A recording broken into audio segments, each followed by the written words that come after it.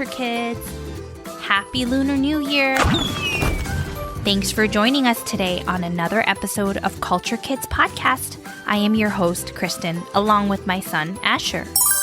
We are very excited because Lunar New Year is one of our family's favorite holidays, and it's celebrated this weekend. Hooray! Our family is Korean American, and in Korea, we call this holiday 설날.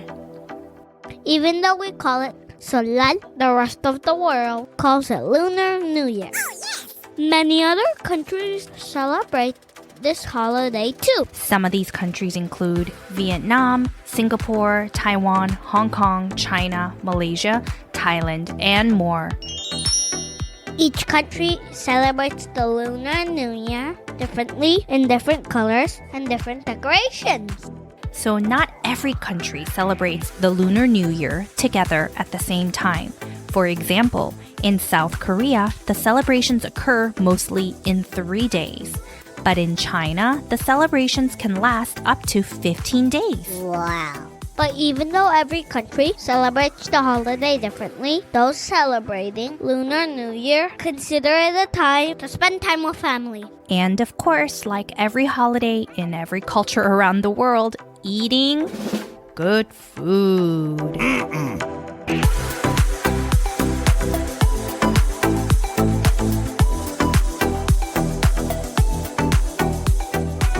Today, we're going to learn about how Koreans celebrate Lunar New Year. Our family is Korean American, which means I was born and raised in Korea, but immigrated to the United States when I was young. I love both countries and celebrate American and Korean holidays both. In Korea, Lunar New Year is one of the most important holidays. We call it Solal. And my favorite part, we get to wear hanboks. That's right. Hanbok is a traditional attire with its origins tracing back as early as 4th century BC. It captures the richness of Korean cultural heritage, and nowadays it is worn on special occasions such as 설날, Lunar New Year, or Korean New Year, birthdays and weddings and more. Hanbok for male and female comes in 2 pieces. For women, the lower part is called a chima, which is a big skirt that is kind of shaped into a fat leather. That's actually a good way to put it, Asher. The top is called jeogori, which is a blouse-like jacket with 2 long pieces tied in the front into a half bow. When worn together, the slim top and wide bottom creates a shape just like a bell. A unique feature of the hanbok that makes it different from the other traditional attires. And when the family gets together wearing hanbok, we eat a traditional dish called ddukgook. It's rice cake soup and it's so delicious. Dak means rice cake and gook means soup. I see. So historically, nobody knows for sure exactly how ddukgook became a traditional Korean food to eat on New Year's Day. But traditionally, rice cakes were not commonly eaten because rice cakes were very scarce in the past. Koreans only ate rice cakes on special occasions such as birthdays and holidays. Maybe that is why ddukgook became a treat to eat on special days like Solal. It is also believed that the white duck represents purity and cleanliness, which symbolizes a fresh start to the new year. The round coin shape of the rice cakes represents Korea's old coins called yutnori. This is believed to symbolize luck and prosperity. So that makes sense to eat it on New Year's Day. Fresh new start with luck and prosperity.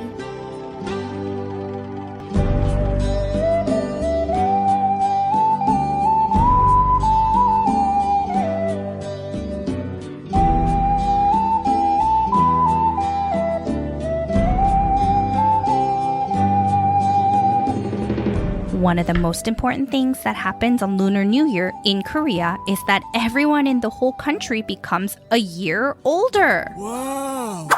Groovy, man. So in Korea, instead of becoming a year older on your birthday, you get a year older on New Year's Day. And you become a year older only after you have finished a bowl of ddukgook. So, a person is 1 year old as soon as they are born in Korea and become a year older on New Year's Day. Well, how about that? So if a baby is born on December 31st, they would be considered 2 years, which is only a few weeks away. That's wild.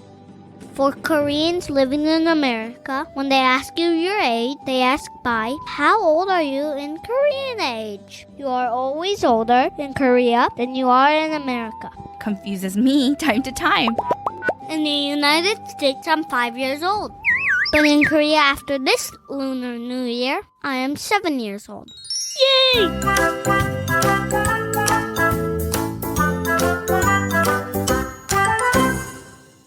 Let's learn about some important traditions and games we do on Lunar New Year in Korea.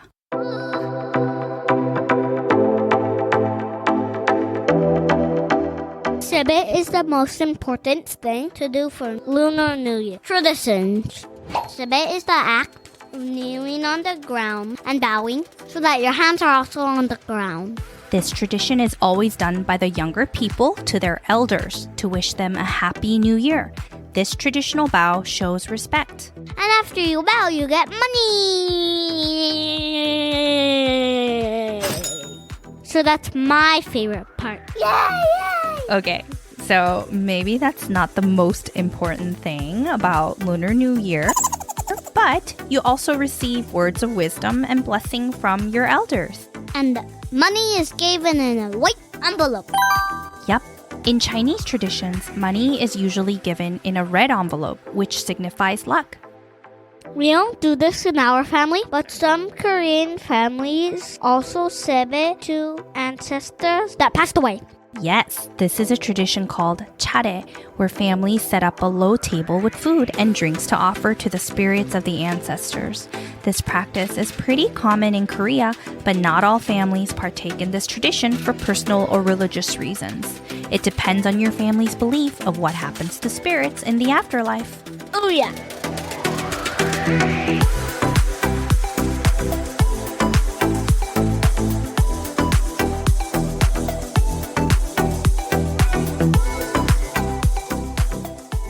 My favorite game is also yutnori. Yutnori is a traditional Korean name that is often played during Lunar New Year.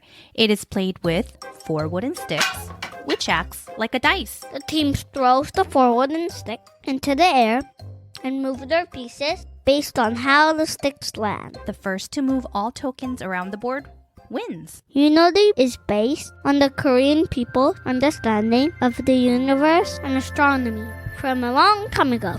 Yes, and it can also get pretty competitive. When I was growing up in Korea, the grown-ups would create lots of noise and shout while throwing the wooden sticks in the air in the hopes of the sticks landing in a good combination. It's a great way to bring the family together. This year, we did saebeh with our family and friends, and I got a lot of money.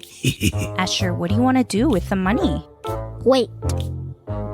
What are you waiting for? So when I was growing up, I could get a car, a house, and lots of toys. Well, you are welcome to use the money that you receive from saebeh for anything that you want. Yes! So what's Korea like during the 3 days of Lunar New Year? Just like the holiday season here in the United States, most stores or restaurants remain closed during this time. But amusement parks, museums, or aquariums remain open, so lots of families take this opportunity to spend quality time to do fun stuff together. But after the celebrations, right? Like saebeh and eating ddukgook. Yep. And as a side note to our listeners, if you ever have a chance to visit Korea, there are lots of hanbok rental shops you can visit, and you can also take cool traditional photos while walking around the Korean palace. We recently visited Korea last month and rented hanboks and took lots of fun pictures. Yep, and anyone and everyone can try on a hanbok and wear it as long as they like. It does not represent any kind of religion or political parties. Personally, it brings a lot of warmth and joy into my heart seeing people of different cultures wear a hanbok. Are there any rules to wearing a hanbok? Well, I wouldn't say there are rules, maybe more guidelines. For example, undergarments are mostly worn inside your hanbok because the fabric can be kind of itchy. And because the hanbok is usually very loose, it can get quite cold during the wintertime. I wore jeans under my chima because it was so cold. And there is a specific way to tie the bow in front of the women's chogori, which is the blouse that you wear on top. It's a bit of a challenge, so if you're renting a hanbok, make sure to ask the owners how to properly tie the half bow. Got it. And lastly, if you're wearing a hanbok, the neck and shoulder lines should be visible. Most women tie their hair back into a low bun, do a braid, or tie it half up and half down. Please visit our Instagram or Facebook page at Culture Kids Podcast to view some photos of how our family spent our Lunar New Year. Let's end our episode with some jokes as we always do. Can I go first? Sure. Why should you put your new calendar in the freezer? Why? To start off the new year in a cool way.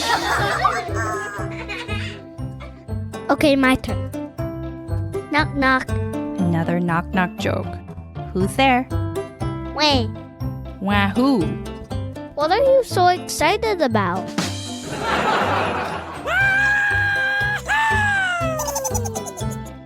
Well, that's all we have for today. Thank you so much for joining in on another fun episode of Culture Kids Podcast. Please don't forget to hit subscribe and let us know what you want to learn about next. And as always, stay adventurous and stay curious. 새해 복 많이 받으세요. And that means may you receive lots of blessings this upcoming new year in Korean. 새해 복 많이 받으세요.